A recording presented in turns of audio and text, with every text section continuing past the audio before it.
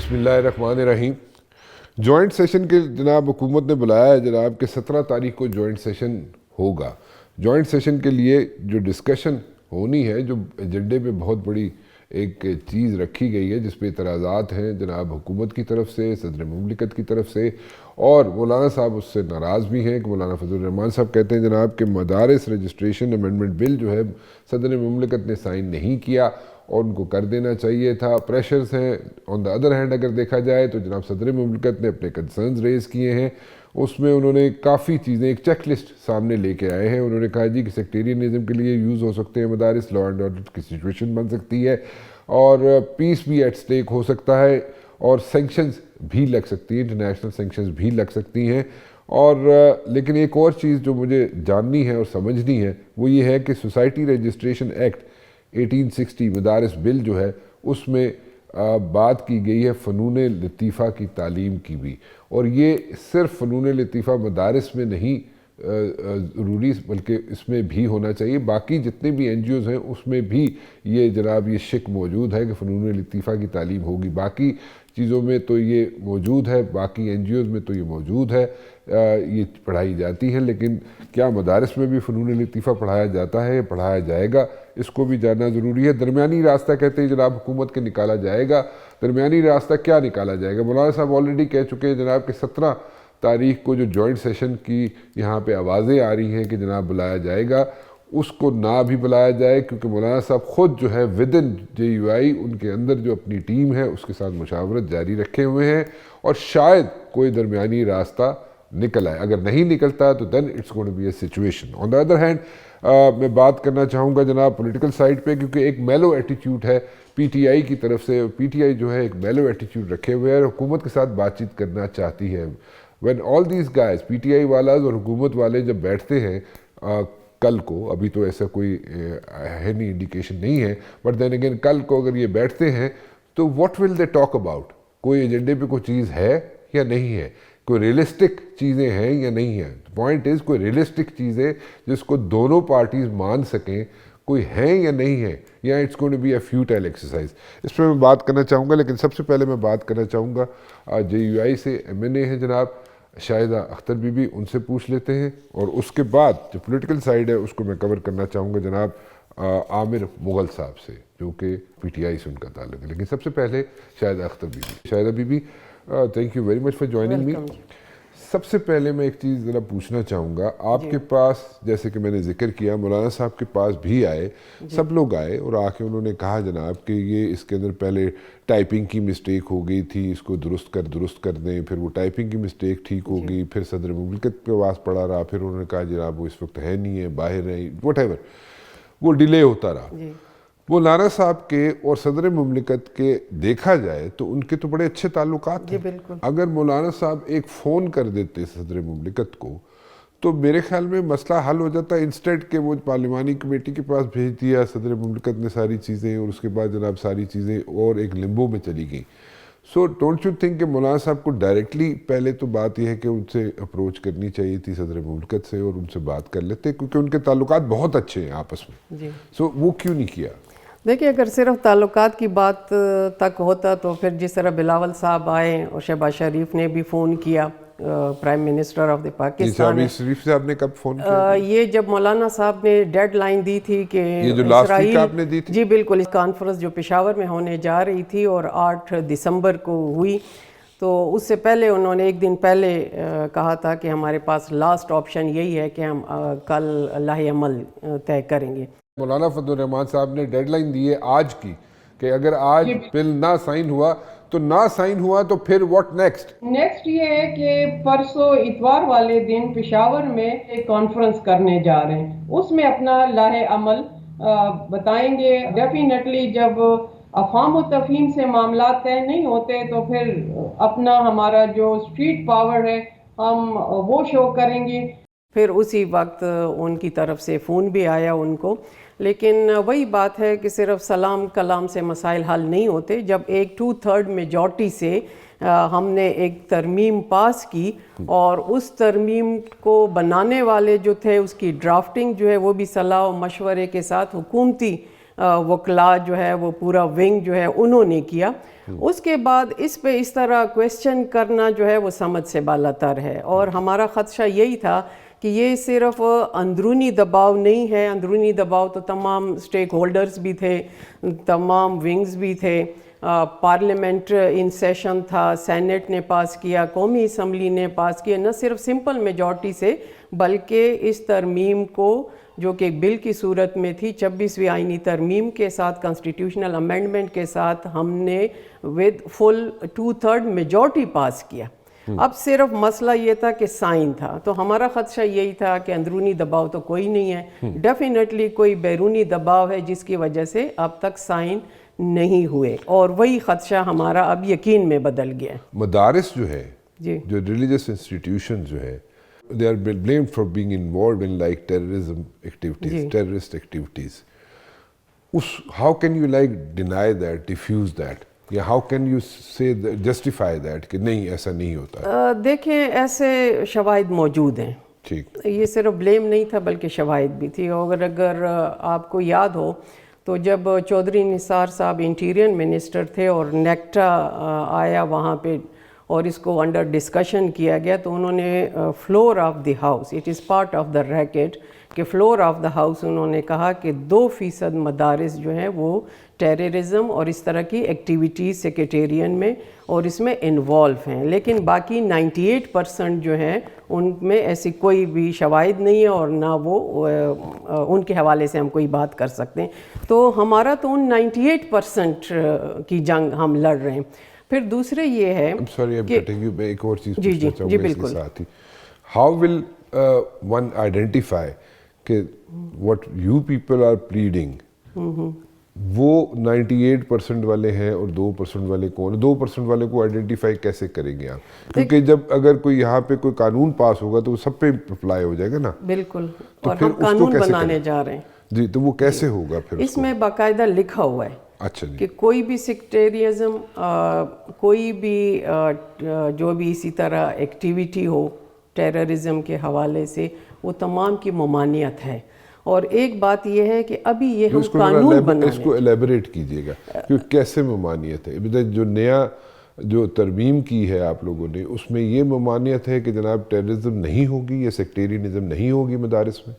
देखिए, उसमें कानून के दायरे में लेके आना है। अच्छा। अभी ये जो 2019 का मुआहदे की जिक्र हो रही है कि जो कि DGRE जो एजुकेशन के अंडर एक डायरेक्टरेट बन गया है, उसकी बात हो रही, तो वो एक मुआहदा था। अच्छा जी, हम कह रहे हैं कि हम कानून बनाएं, और आपको पता है कि जब कानून होगा तो उस पर गिरफ्त भी होगी और वो उसको कटहरे में भी लाया जा सकता है जब कभी ऐसे है वाक़यात होंगे। अच्छा, दूसरी बात यह है कि जो हमें कहा जाता है ना कि फ़नून लतीफ़ा भी है, इसमें जितने भी फलाही इदारे हैं, जितने भी NGOs हैं, वो भी 1860 के अंडर ही काम करते हैं। सॉरी, मैं इसको यही जानना चाहूँगा इस पे, क्योंकि ये भी इसकी क्लैरिटी भी चाहिए होगी कि जैसे सोसाइटी रजिस्ट्रेशन एक्ट है 1860, मदारिस बिल है, बिल्कुल। अच्छा, इसमें जिक्र है कि जनाब दीनी मदारिस में इन द रिलीजियस इंस्टीट्यूशन यहाँ पे फ़नून लतीफ़ा की तालीम भी दी जाएगी, यानी कि आर्ट्स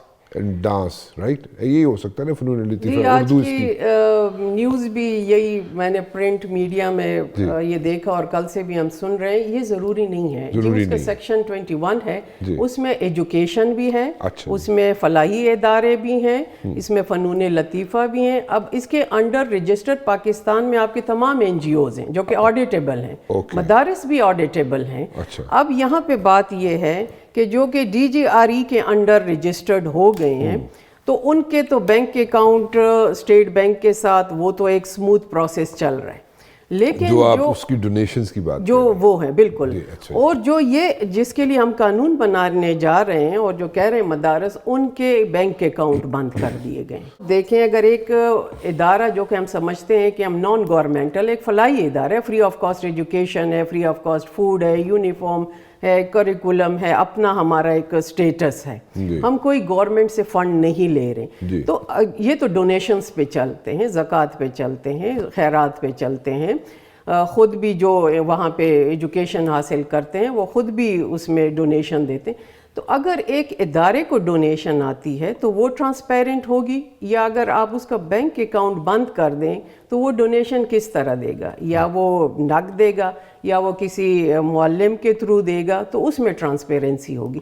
تو یہ چیزیں جو ہے اسی لیے ہم نے یہ کہا ہے کہ اس کو ہم اس معاملے کو سیٹل ہونا چاہیے، کیونکہ یہ فرسٹ ٹائم نہیں ہے، پہلے بھی اسی طرح یہ آیا اور پہلی خواندگی میں انہیں فرسٹ ریڈنگ جو ہوئی ہے بل کے، اس کے بعد سیکنڈ ریڈنگ کا موقع ہی نہیں اور ڈراپ ہو گیا۔ تو یہی خدشات ہیں جی۔ اچھا، میری گزارش ہے جیسے کہ آپ نے کہا جی کہ جتنی این جی اوز ہیں وہ جو اس سوسائٹی رجسٹریشن ایکٹ 1860 کا جو ہے اس کے تحت ہی رجسٹر ہوئی ہیں، جس میں اسکولز بھی ہیں، رائٹ؟ اسکولز بھی ہیں، کافی ہمارے سیاسی پارٹیوں سے تعلق رہے، جماعت اسلامی کے الخدمت کے ہیں اسکولز ہیں، اور اگر میں غلطی پہ نہیں ہوں، میں نے سنا تھا لیکن اس کو بھی کلیریفائی کر لیں گے کہ جو سٹی سکولز ہیں، بیکن ہاؤس سکولز ہیں، کیونکہ یہ آپ کے پاکستان کے سیلیبس کے نہیں ہیں، یہ کیمبرج کے ہیں، تو وہ چیزیں بھی اس میں ہیں۔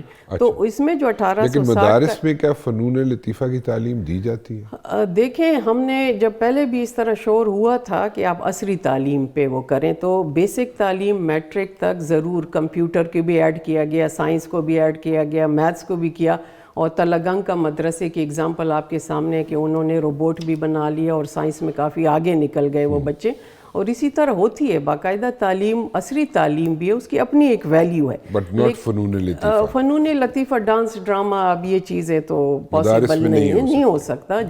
دیکھیں، ہم دینی تعلیم کی بات کر رہے ہیں، اور دینی تعلیم ایکسپرٹیز ہیں، جس طرح آپ انجینئرنگ کی آپ پروفیشنل ہے، میڈیکل ایک پروفیشن ہے، اس طرح ایک عالم فاضل یا حفاظ کرام جب بنتے ہیں تو اپنی ایک پروفیشنلزم کی طرف وہ جاتے ہیں۔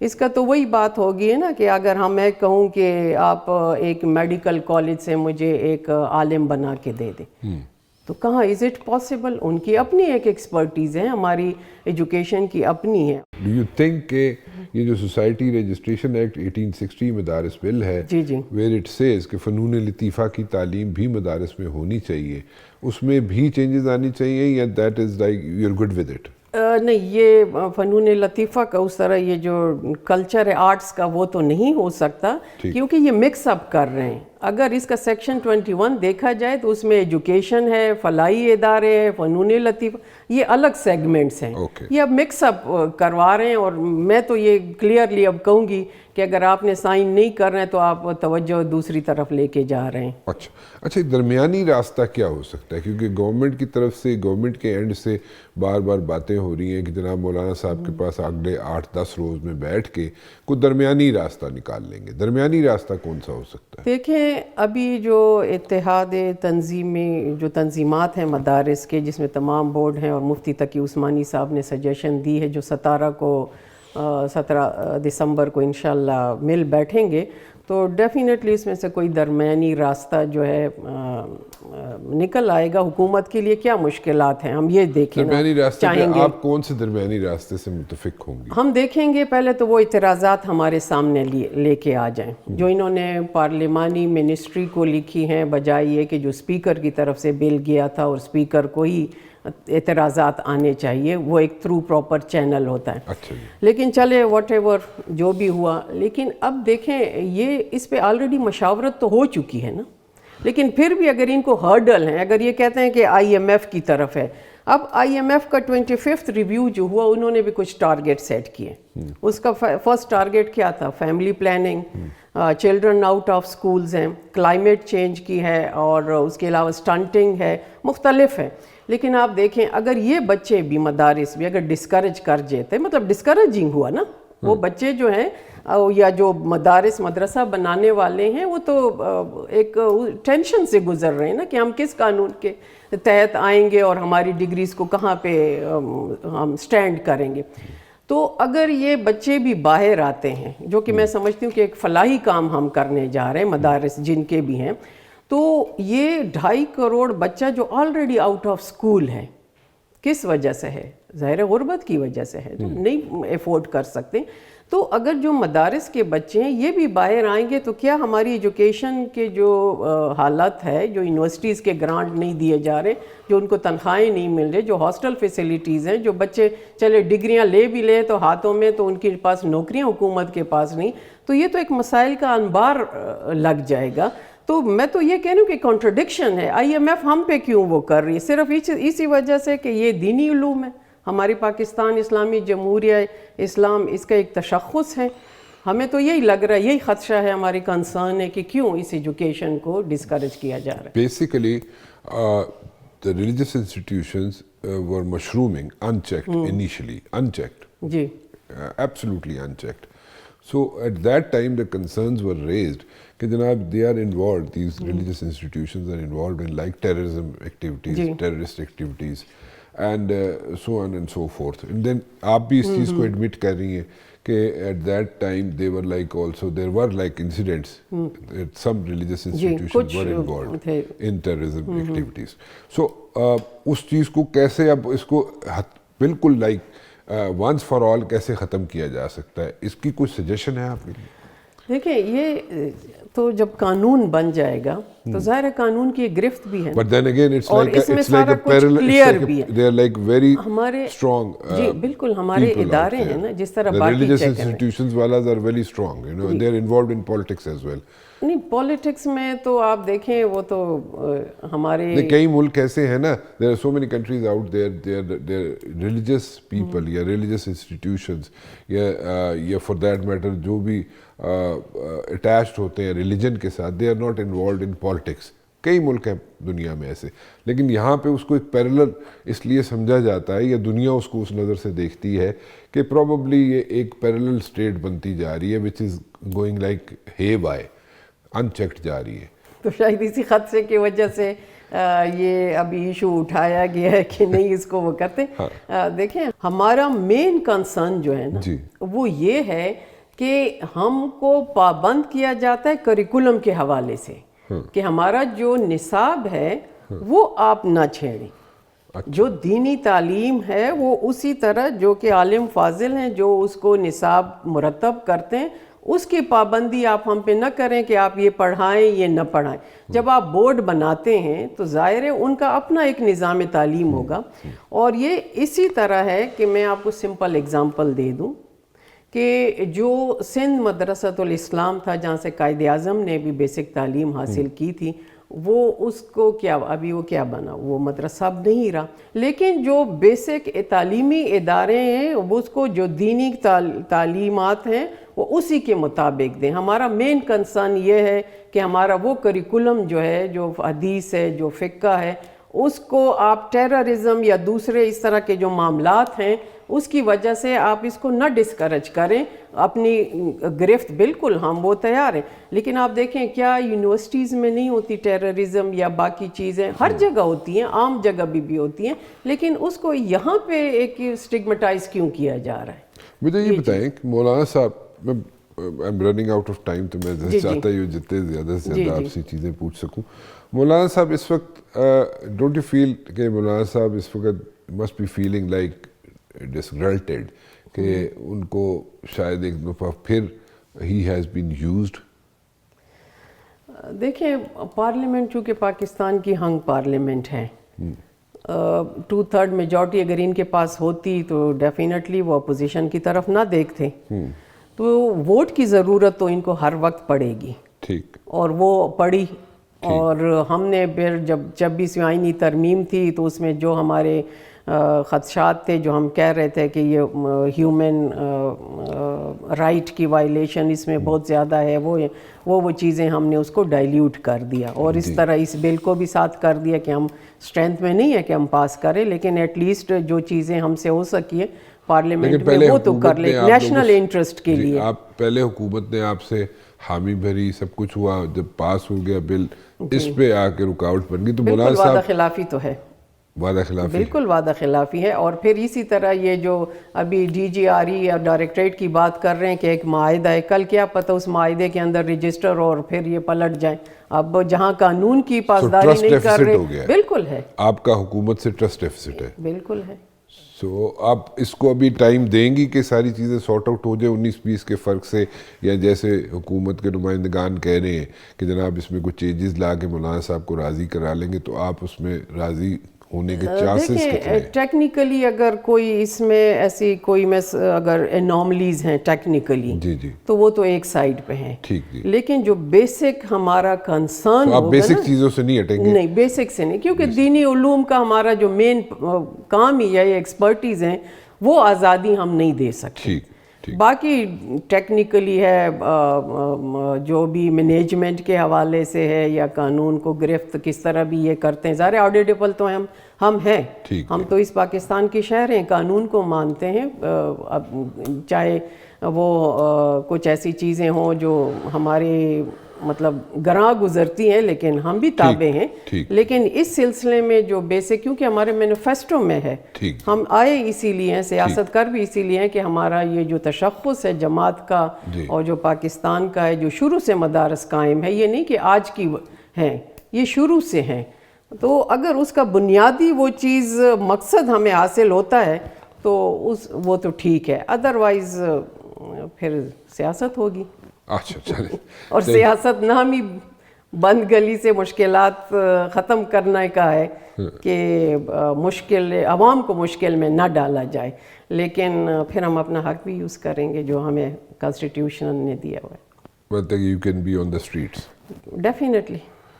Thank you very much for joining me جی. It's always a pleasure to have you. بہت بہت شکریہ آپ کا جی. عامر مغل صاحب کیسے ہیں آپ, خیریت سے؟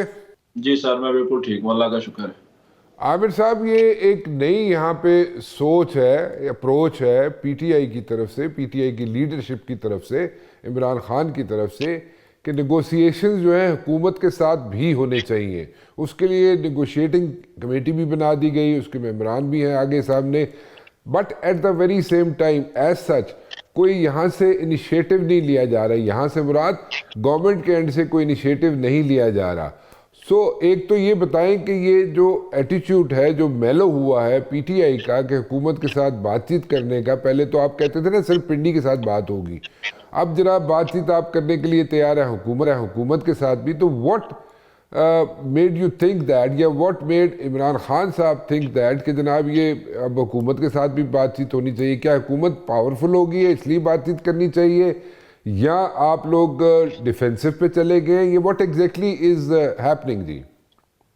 جی تھینک یو. دیکھیں رانا صاحب, بالکل یہ طریقے صاحب کا یہ پہلے سے موقف تھا کہ ہم مذاکرات صرف پنڈی کے ساتھ کریں گے, لیکن ابھی طریقے صاحب نے یہ فیصلہ کیا کہ ہم پنڈی کے ساتھ اسلام آباد کے ساتھ بھی مذاکرات کر لیتے ہیں. تو آپ بالکل درست کہہ رہے ہیں کہ ہماری اس جو یہ فیصلہ ہے اس پہ ہمیں کوئی ابھی تک وارم ویلکم نہیں کیا گیا, ہمیں کوئی اچھا رسپانس نہیں ابھی تک گورنمنٹ کی طرف سے ملا. ان کے منسٹرز ہیں, آپ نے دیکھا ہوگا, وہ عجیب و غریب قسم کے بیانات دے رہے ہیں. تو دیکھیں تحریک انصاف تو مذاکرات پہ یقین رکھتی ہے, ہم تو پہلے دن سے کہہ رہے ہیں کہ ہم مذاکرات کرنے کے لیے تیار ہیں.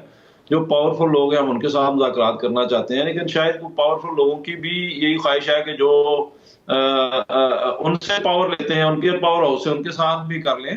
تو تحریک انصاف نے ان کے ساتھ آمادگی کا اظہار کیا ہے, اور عمران خان صاحب نے ایک 5 رکنی کمیٹی بنائی, پھر اس میں اب 2 بندے اور شامل کر دی, اب وہ 7 رکنی ہو گئی ہے.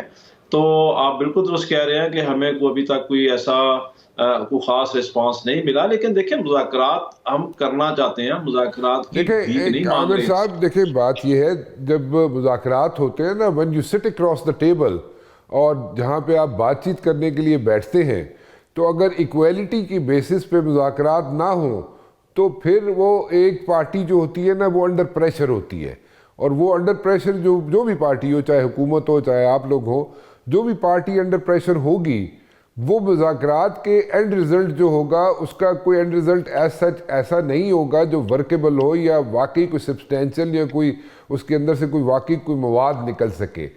تو ایک تو یہ ہوتی ہے مذاکرات کی کنڈیشن کہ ایکویلٹی کی بیسس پہ ہوتے ہیں مذاکرات. دوسری بات یہ ہے کہ آپ اگر بیٹھ گئے ہیں حکومت کے ساتھ تو what exactly is the agenda, agenda کیا ہے؟ مطلب کوئی چیزیں جاٹ ڈاؤن کی ہوں گی نا آپ نے کہ جی 1 2 3 4 یہ وہ کیا چیزیں ہیں؟ جی میں بتاتا، دیکھیں سب سے پہلے تو میں بالکل آپ کی تائید کرتا ہوں کہ ایکویلٹی کے بغیر تو مذاکرات ممکن نہیں ہو سکتے، ایکویلٹی کے بغیر تو ڈکٹیشن ہوتی ہے. تو یہ تو میں قوم کو یقین دلانا چاہتا ہوں کہ ہمارے جب بھی مذاکرات ہوئے ہوں گے ایکویلٹی کی بنیاد پہ. دوسری بات ہے مذاکرات کا ایجنڈا کیا ہے، تو بالکل واضح ہے، خان صاحب نے بتایا ہوا ہے. ہم 9 مئی پہ دیکھیں تحریک انصاف پہ ایک الزام لگایا گیا، تحریک انصاف نے مذمت کی 9 مئی کو جو کچھ بھی ہوا، جو لاہور کور کمانڈر ہاؤس کو جلایا گیا، ہم نے اس کی مذمت کی، اور اسی دن کی جس دن خان صاحب کو 10 یا 11 مئی کو سپریم کورٹ لے کے آئے، خان صاحب نے اسی دن اس کی مذمت کر دی.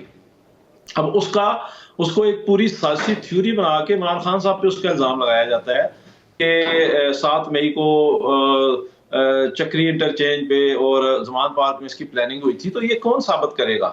وہ 3 پولیس والے ثابت کریں گے جو کسی ٹیبل کے نیچے بیٹھ کے یہ سن رہے تھے، جو کہ انہوں نے ایک کیس میں تفتیش میں کہا ہے. تو اس کے لیے ایک آزاد جوڈیشل کمیشن بننا چاہیے جس واقعے کو بنیاد بنا کے آپ نے کراچی سے خیبر تک تباہی پھیر دی. ابھی آپ اس کو کیسے لیں گے؟ ابھی تو ہائیسٹ کورٹ جو ہے ملک کی، کنٹری کی، پاکستان کی، اب تو انہوں نے بھی کہہ دیا ہے جناب کہ آپ جو ملٹری کورٹ میں ٹرائل ہو سکتا ہے when it comes to like 9 مئی، اور جو لوگ unnecessarily detained ہیں جو 85 کے قریب، ان کو فارغ کر دیا جائے، اور باقی جو ہیں ان کے اگر کرنے ہیں ٹرائل کرنا ہے ملٹری کورٹس میں تو ضرور کریں. سو دیٹ مینس کہ جو باقی جو لوگ ہیں ان کے بارے میں سبسٹینشیل ایویڈنس تو ہوگا. اب وہ پولیس والے نیچے چھپے ہوئے تھے میز کے یا نہیں چھپے ہوئے تھے، لیکن کوئی نہ کوئی سالڈ ایویڈنسز تو ضرور ہوں گے نا جی. رانا صاحب یہی تو سالڈ ایویڈنس ہی پیش کیا نا انہوں نے. یہ ہم تو اپنے پاس سے تو الزام نہیں لگا رہے، یہ سالڈ ایویڈنس اس گورنمنٹ نے پیش کیا ہے کورٹ میں کہ 3 جو ہیں پولیس اہلکار وہ چھپے ہوئے تھے میز کے نیچے جو یہ پلاننگ سن رہے تھے. یہ کچھ عامر مغل کا الزام تو نہیں ہے. دوسری بات آپ نے کی، آپ بتائیں مجھے عامر صاحب ویسے ਮੈਨੂੰ ਇੱਕ ਸੀਰੀਅਸ ਗੱਲ ਦੱਸੋ، ਜਿਸ ਮੇਜ਼ ਤੇ ਬੈਠੇ ਹੋ ਤੁਸੀਂ ਉੱਥੇ ਥੱਲੇ 3 ਪੁਲਿਸ ਵਾਲੇ ਐ ਸਨ ਕਿ ਨਹੀਂ ਸਨ؟ سر وہ پولیس والے سن کے سر وہ بونے سن جڑے جناب کسی ڈبے چ بند سن جو سب نظر نہیں آ سکے. اصل میں بات یہ ہے، دیکھیں اب آپ آئیں ملٹری کورٹس کی طرف. سب سے پہلے تو پاکستان کے آئین اور قانون میں گنجائش نہیں کہ آپ سول کسی پرسن کا ملٹری کورٹ میں ٹرائل کریں. ہو سکتا ہے کچھ لوگ جذباتی ہو کے چلے گئے ہوں گے اس سے تو ہم انکار نہیں کر سکتے، لیکن تحریک انصاف نے ایز اے پارٹی اس میں حصہ لیا ہے، یہ تو کسی جوڈیشل کمیشن میں ثابت ہوگا.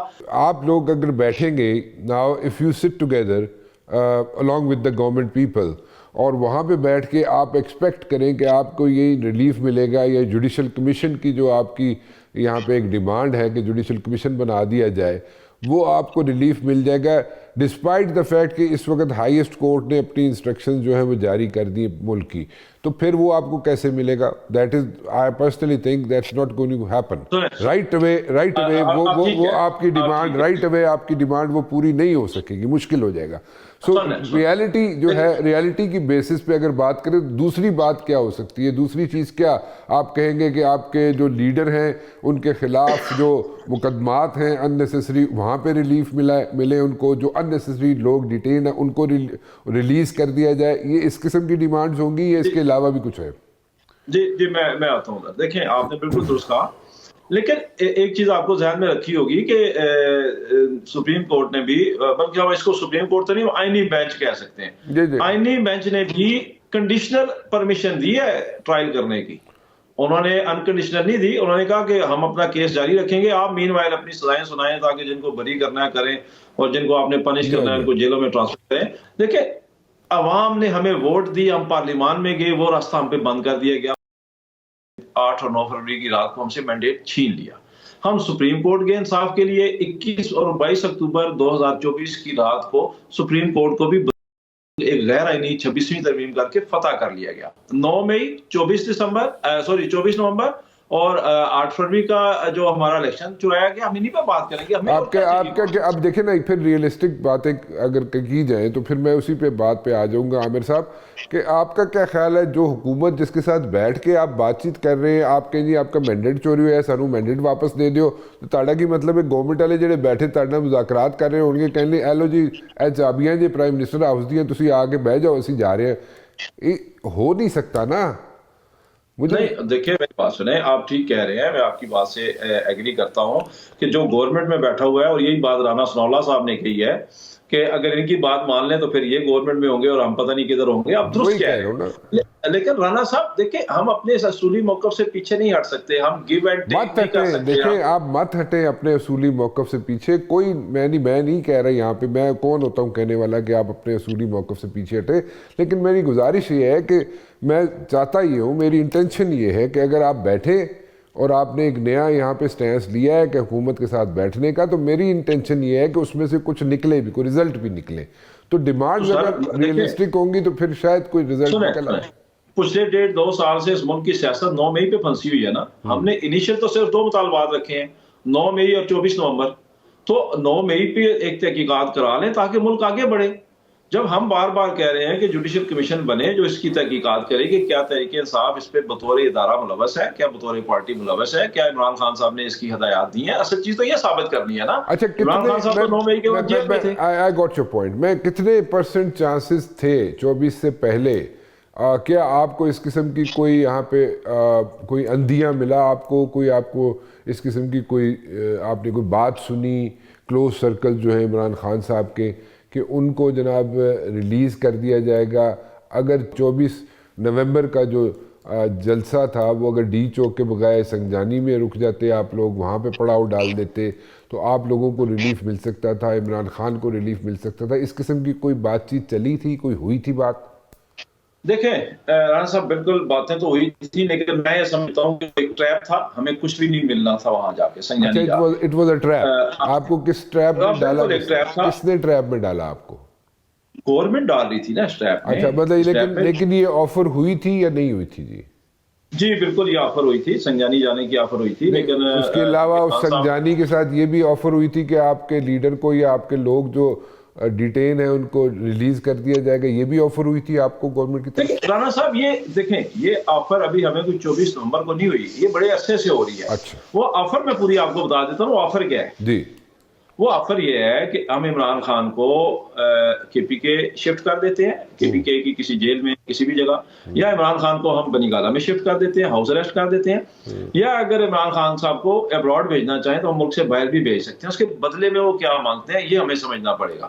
اس کے بدلے میں وہ مانگتے یہ ہیں کہ آپ اس سیٹ اپ کو تسلیم کر لیں، یہ اس کو 1-2 سال چلنے دیں اور اس کے خلاف آپ شور تو ضرور ڈالیں، لیکن آپ کو کوئی اس کے خلاف کوئی کنکریٹ ایفرٹ نہیں کرنی، آپ نے کوئی پریکٹیکل ایفرٹ نہیں کرنی، کوئی پروٹیسٹ نہیں کرنا، کوئی لانگ مارچ دھرنا نہیں دینا. آپ اس سیٹ اپ کو تسلیم کر لیں، آپ کو ہم شفٹ کر دیتے ہیں بنی گالہ میں، کے پی کے میں، ملک سے باہر بھیج دیتے ہیں.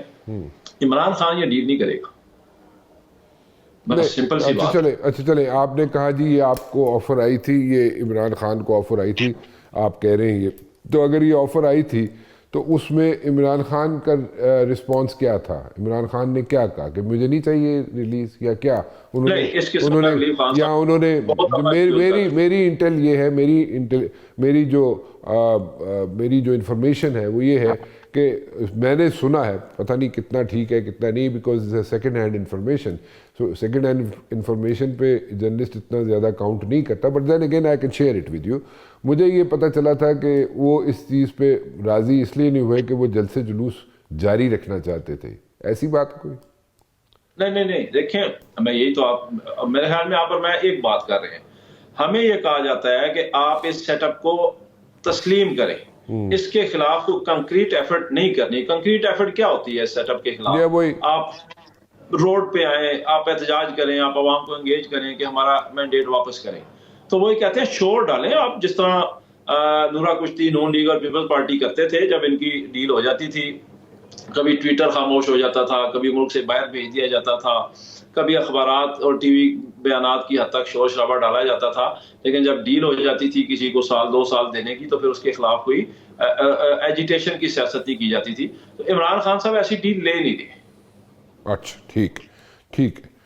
ٹھیک ہے عامر صاحب، آپ نے بڑی کلیئرٹی کے ساتھ کافی چیزیں یہاں پہ بتا دیں، آپ نے یہاں پہ بیان کر دی.